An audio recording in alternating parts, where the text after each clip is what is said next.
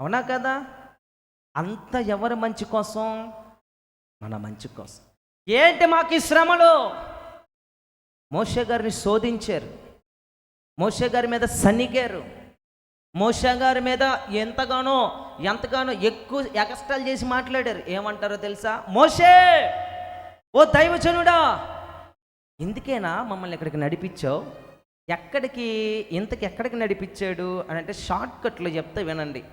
ఐగుప్తిలో నుండి, బానిసత్వంలో నుండి వారు విడిపించబడి అరణ్యములు నడిపించబడుతుంటే తినటానికి తిండి లేదు, తాగటానికి నీరు లేదు.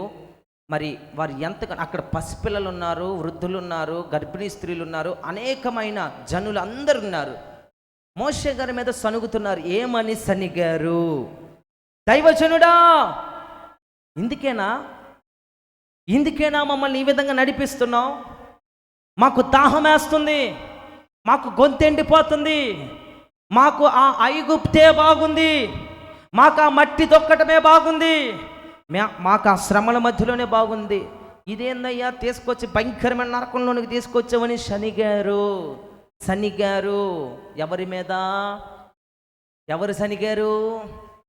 జాగ్రత్త, సేవకుల మీద సనుగుతున్నారేమో. మా సంఘంలో జల్లిడి పెడితే ఎంతమంది దొరుకుతారు? ఎవరి సంఘంలో? మా సంఘంలో జల్లిడి పెడితే ఎంతమంది దొరుకుతారు? ఏది ఏమైనా వారిని ప్రభు చేతికి అప్పగిచ్చా. మోషే మీద సనిగిన మిరియాం పరిస్థితి ఏమైంది? Very good. తెలుసా? దైవజనుడితో ఆటలొద్దు, దేవునితో ఆటలొద్దు. ఎవరితైనా మనం ఇచ్చేయచ్చు, కానీ దేవునితో అస్సలు. ఈ మాట మీరు గుర్తుపెట్టుకుని, దేవునితో మనం పొట్టు పెట్టుకోకూడదు.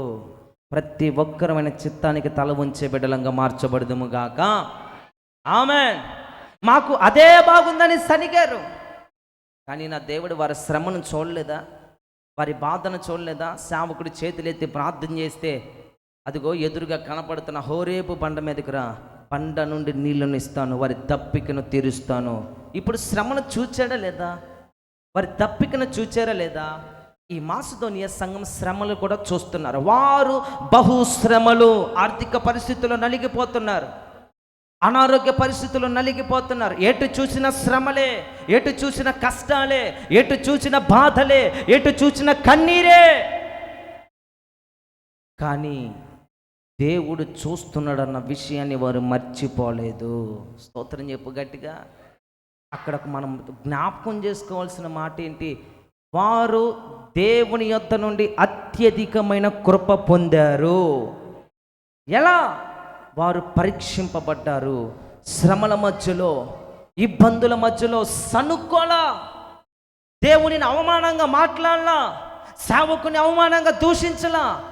నా దేవుడు చూస్తున్నాడని అలాగునే శ్రమల పాలైపోయారు. వారి శ్రమను చూసిన దేవుడు కృపతో నింపాడు. స్తోత్రం.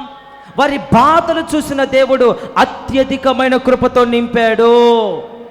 ఈ 3 రోజులు మీటింగులు పెడుతున్న అయ్యగారి భారాన్ని, సంఘము మీరు సహకరిస్తున్న మీ భారాన్ని ఆయన చూస్తున్నాడు. ఇచ్చిన కొలది ఆశీర్వదించే దేవుడు ఆయన. స్తోత్రం. హల్లెలూయా. మనం ఎంతగా మీకు అక్కడ చదివిస్తా వినండి. వారు ఏ విధంగా కృప పొందుకున్నారు, ఏ విధంగా దీవించబడ్డారో అక్కడ ఉన్న ఆ యొక్క 6 వచనాలు నేను మీకు చదివిస్తాను. నంబర్ 1, కృప పొందుకున్నారు. ఎలా పొందుకున్నారు? శ్రమల వలన, బహుశ్రమల వలన వారు పరీక్షింపబడి కృప పొందుకున్నారు. నంబర్ 2, మరియు వారు నిరుపేదలైనను వారి దాతృత్వమును బహుగా విస్తరించెను. ఆ మాట ఏంటో తెలుసా? వారు ఏమై ఉన్నారు? అందరూ చెప్దాం. ఏమై ఉన్నారు? ధనవంతులు ఉన్నారా? ఐశ్వర్యవంతులు ఉన్నారా? డబ్బు కలిగిన వారు ఉన్నారా? పేరు కలిగిన వారు ఉన్నారా? తలకాయను ఊపండి. ఎట్టాంటి వాటికి ఎందుకు ఊపుతారు? అప్పులో ఇంటికి వస్తే మా దగ్గర డబ్బులు లేవు. స్తోత్రం చెప్పండి. చేతులు ఎందుకు ఎత్తారు? అప్పులో వస్తే చేతులు ఎత్తుతారు కదా, అంటే అప్పుడు ఎవరు ఎత్తరు? వారు నిరుపేదలు. అక్కడ ధనవంతుడులుగా ఎవరు లేరు, పేరు ప్రఖ్యాతులు కలిగిన వారు ఎవరు లేరు. వారు ఎవరు అని అంటే నిరుపేదలు, దీన స్థితిలో ఉన్నవారు. ఇచ్చే స్థితి కాదు వారిది. ఏ స్థితి? దీన స్థితి. నిరుపేదలు. పేదలు వేరు, నిరుపేదలు వేరు. వారు లేమి స్థితిలో ఉన్నారు.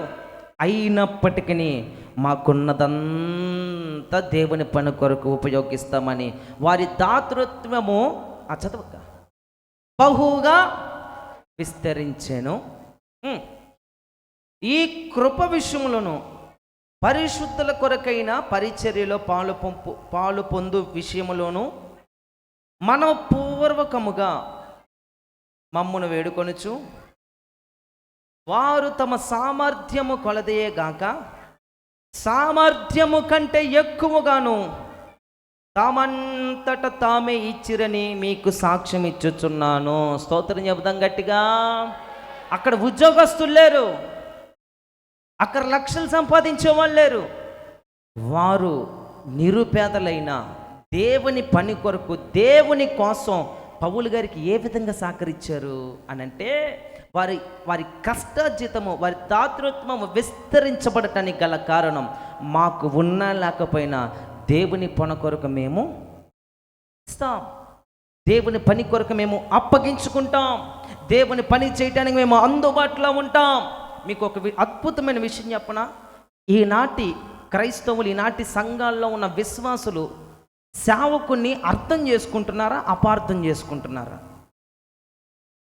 చాలామంది